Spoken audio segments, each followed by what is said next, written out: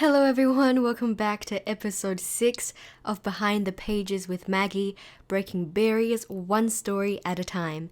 Today I have another very empowering and inspiring story for you all called Sulwe, written by Lupita Nyong'o and illustrated by Vashti Harrison. So, we'll be reading this picture book, which explores the idea of colorism and self-esteem, and really learning that true beauty comes from within. So, of course, before we begin the story, I would like to give you a little bit of context behind the story so that you would know what is going on. So, we have the protagonist, little girl, Sulwe, who has the skin of the color of midnight. She is darker than everyone in her family. She is darker than anyone in her school. But Sulwe just wants to be beautiful and bright like her mother and sister. And then a magical journey in the night sky opens her eyes and changes everything. I really do hope that you'll enjoy this story because I think it teaches everyone so much about just building self-confidence and learning to accept and embrace yourself. So, without further ado, let's get into the story. Sulwe was born the color of midnight.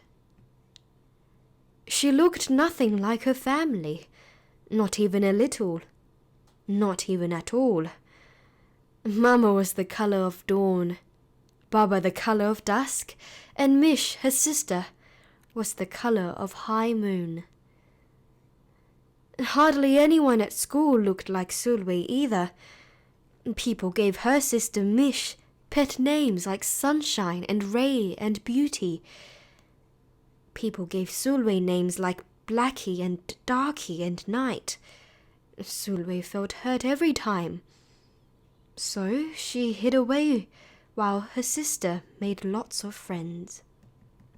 Sulwe dreamed of being the same color as her sister.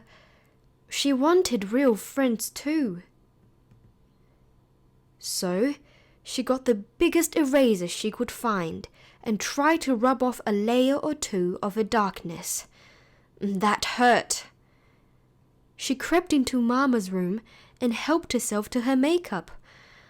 Oh no, she would hear about this from Mama. Sulwe decided to work from the inside out and ate only the lightest, brightest foods.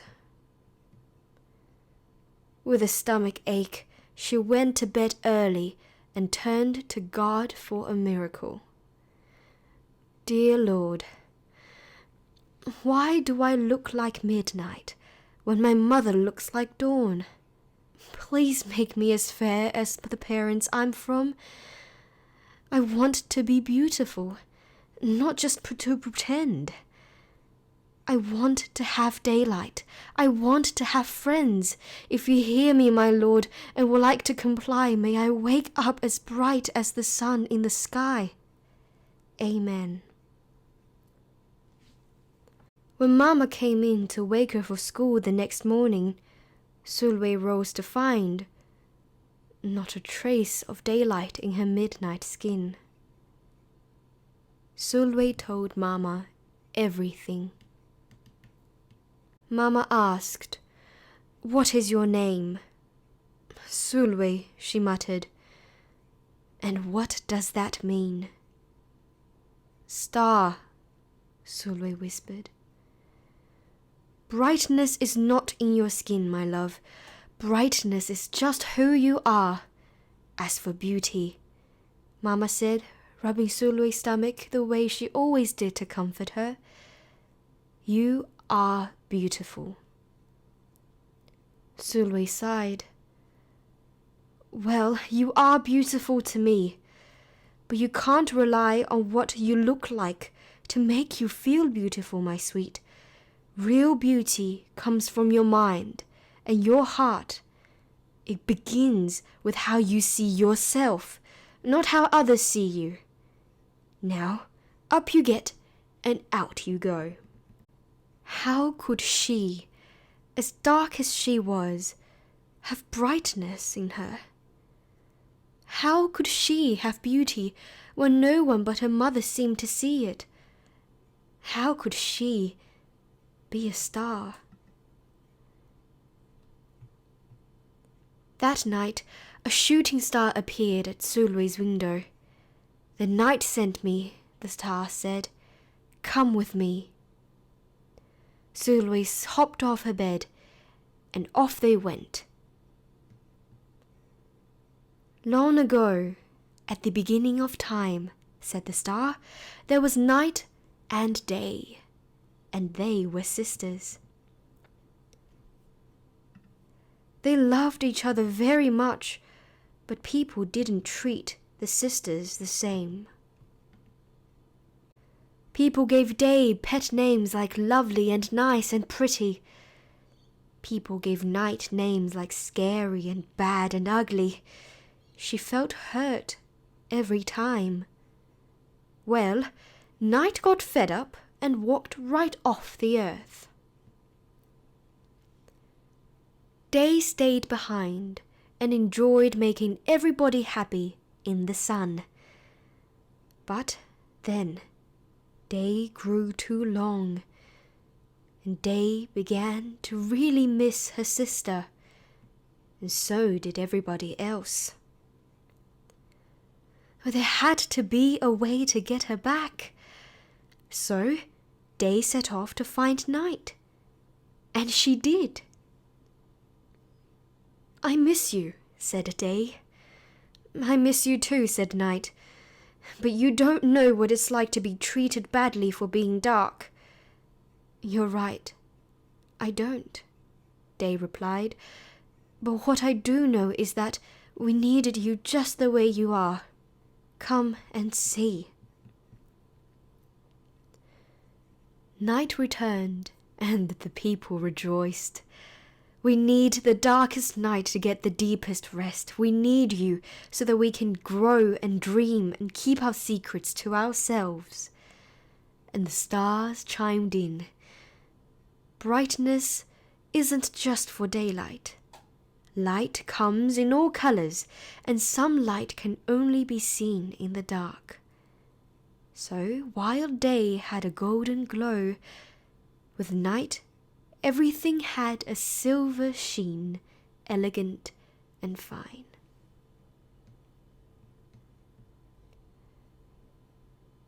Day told her sister, "When you are darkest is when you are most beautiful. It's when you are most you." Could it be that Night did not need to change?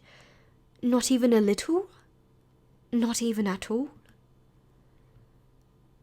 Now that Night and Day were back together, a little bit of Night returned to Day in the form of shadows, and a little bit of Day returned to Night in the form of moonlight. They were inseparable from that moment on, and promised to celebrate the brightness in each other, whether people chose to see it or not. "You see," the star explained, "we need them both on their sunniest day and their darkest night, and every shade in between. And together they make the world we know, light and dark, strong and beautiful." Sulwe rose the next morning beaming. There would be no hiding any more. She belonged out in the world, dark and beautiful, bright and strong. And if she ever needed a reminder of her brightness, she could look up at the sky on the darkest night to see for herself. Sulwe felt beautiful inside and out. Well, I hope you've enjoyed listening to the story as much as I did reading it. And before ending our episode, I would really like to just comment on the importance of self-acceptance and self-love to everyone listening, as well as sharing with you a very personal story and experience. I really can relate to this book because it is In fact, something I personally have struggled with too. The struggle of accepting the color of my skin, as it is darker than what my culture and society labels as beautiful. So, this is something I have struggled with too. So please do not feel like you are alone in this. You are not. And we're all here to support you. I do not have fair white skin. I have a much darker complexion, and in the past it has troubled me quite often, as I never considered it a beautiful feature.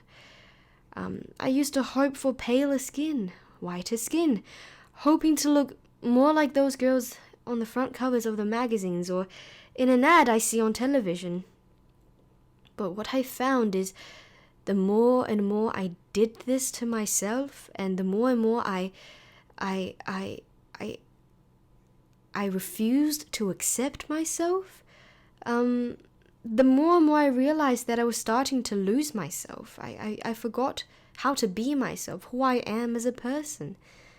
So now, instead of adhering to the social norms, I believe it is far more important for everyone to accept themselves wholeheartedly as who they are, because then will true confidence be found. And I think true confidence is found from within, not from what is on the outside. So I really hope you have enjoyed listening to this story, and have learned an important lesson that will hopefully be helpful to you in the future when you, I hope you don't, but should you experience similar struggles. Well, this is episode 6 of Behind the Pages with Maggie, breaking barriers one story at a time. I cannot wait to see you again in our next episode. Goodbye for now.